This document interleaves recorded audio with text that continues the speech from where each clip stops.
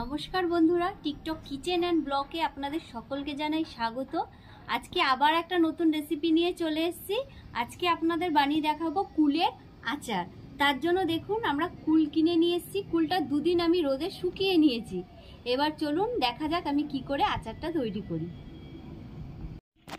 আমি 1 কেজি কুল নিয়ে নিয়েছি। 1 কেজি কুলের জন্য আমি 500 গুড় নিয়েছি, কেন কুলটা খুব টক না, মিষ্টি।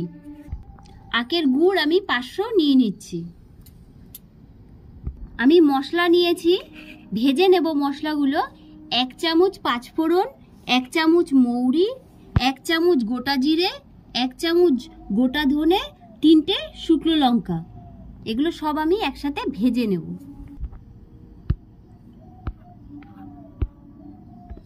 কুলের এই বোটাগুলো আমি ফেলে দেব।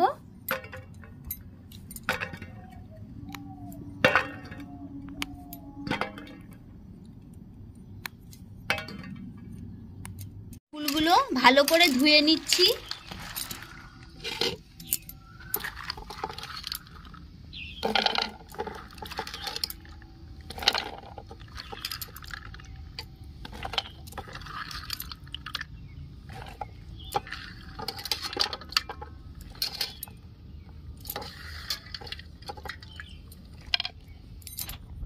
শুকনো লঙ্কাটা আমি একটু ভেজে নিচ্ছি।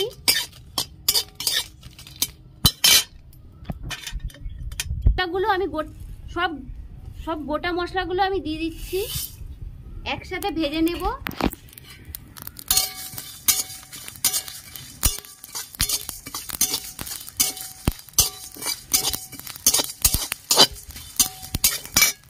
মশলা ভাজা হয়ে গেছে, এবার আমি ঢেলে নিচ্ছি।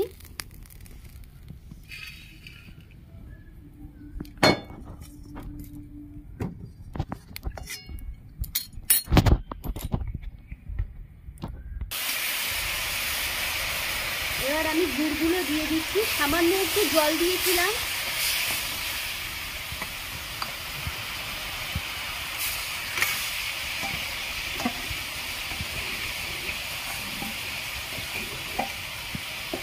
এবার গুড়টা ভালো করে জাল দিয়ে নেব।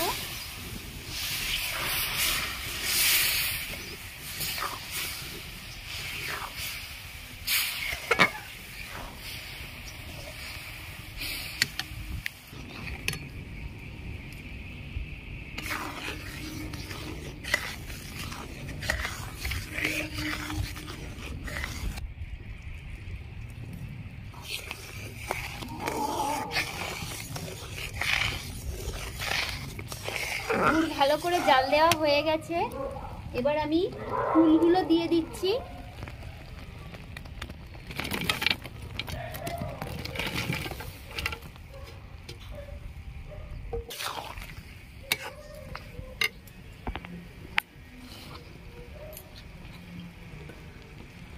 সামান্য একটু নুন দিয়ে দিচ্ছি।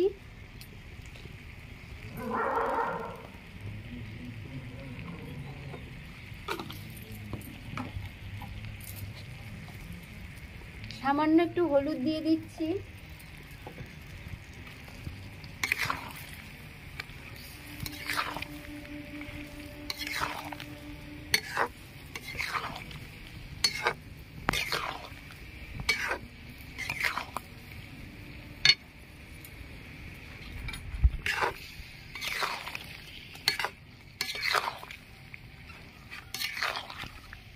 বন্ধুরা জানেন, এই কুলের আচার তৈরি করা দেখে আমার সেই পুরনো দিনের স্মৃতির কথা মনে পড়ে যাচ্ছে। যখনই স্কুলে টিফিন হতো আর ছুটির সময়, টিফিনের সময়ের কথা বলি প্রথমে, শুনুন। টিফিনের সময় দৌড়ে গিয়ে বাড়িতে আমি 1 টাকা 50 পয়সা করে করে জমাতাম, আর সেই টাকা নিয়ে প্রত্যেক দিন স্কুলে টিফিন বেলায় গিয়ে সেই কুলের আচার খেতাম। কুলের আচার, আমের আচার, গরমের সময় আমের আচার, এইগুলো যেন একদম বাধা ধরা ছিল। সেই ছোটোবেলার সেই স্মৃতিগুলো যেন আবার ফিরে আসছে আজকে মঞ্জুর কুলের আচার তৈরি করা দেখে।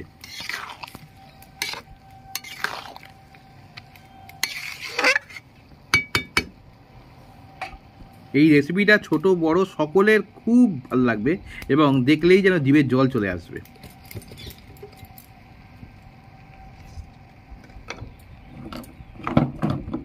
সেই স্মৃতিগুলো যেন কোথায় হারিয়ে গেল, দিনও চলে গেল।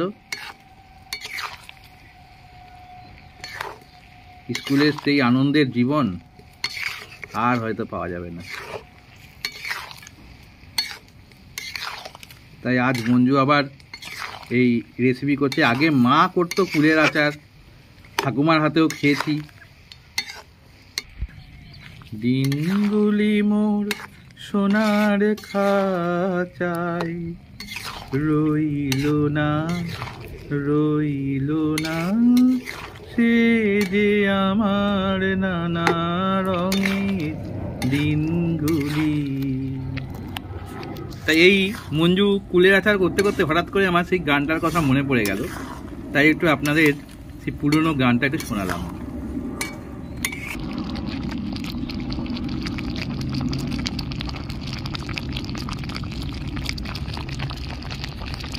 আপনা থেকে দেখো ফুলগুলো সব ফেটে ফেটে সব গুড়গুলো ঢুকে যাচ্ছে, দেখেছো?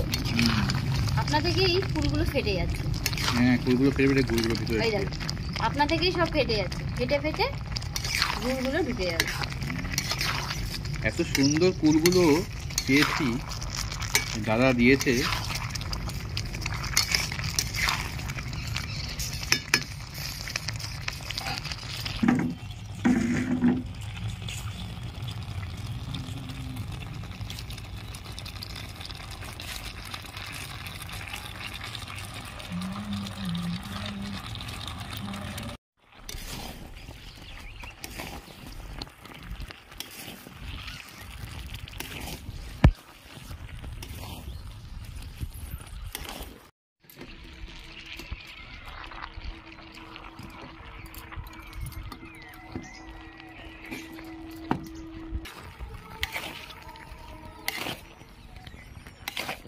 খুব সুন্দর গন্ধ বেরিয়েছে মঞ্জু। মশলাটা দিলে আরো দারুণ লাগে, মশলা তার সাথে বিট নুন। ও আমার তো এখনই জিভে জল চলে আসছে।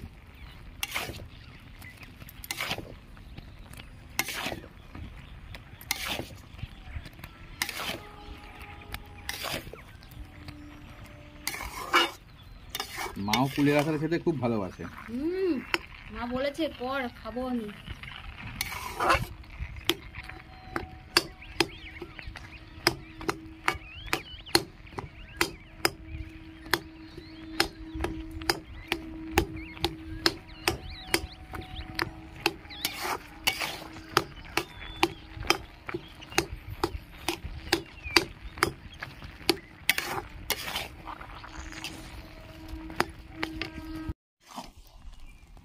দেখুন, এবার আমি ভাজা মশলাগুলো দিয়ে দিচ্ছি।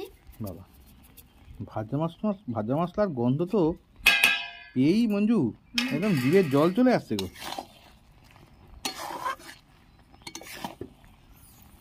এই আচার এমন জিনিস, দেখলেই প্রত্যেকের জিভে জল আসে। সত্যিই তাই, ছোট থেকে বড় প্রত্যেকের। কি সুন্দর গন্ধ বেরোচ্ছে গো, যেমন রং হয়েছে তেমন গন্ধ বেরোচ্ছে। তোমাকে দেখে আমার মার কথা মনে পড়ে যাচ্ছে। মা এরকম উনুনে এরকম কুলের আচার করত।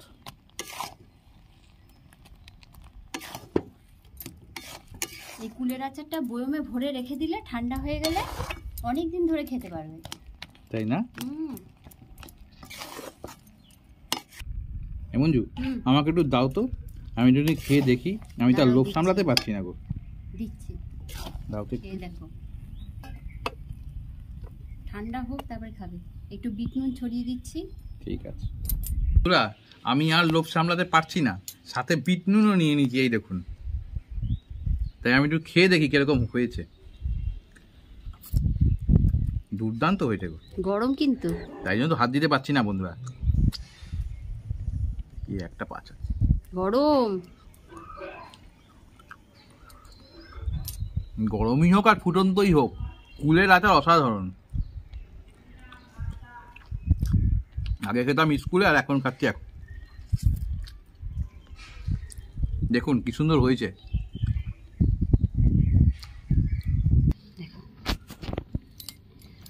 আচার আমার রেডি, আমি এবার ঢেলে নিচ্ছি।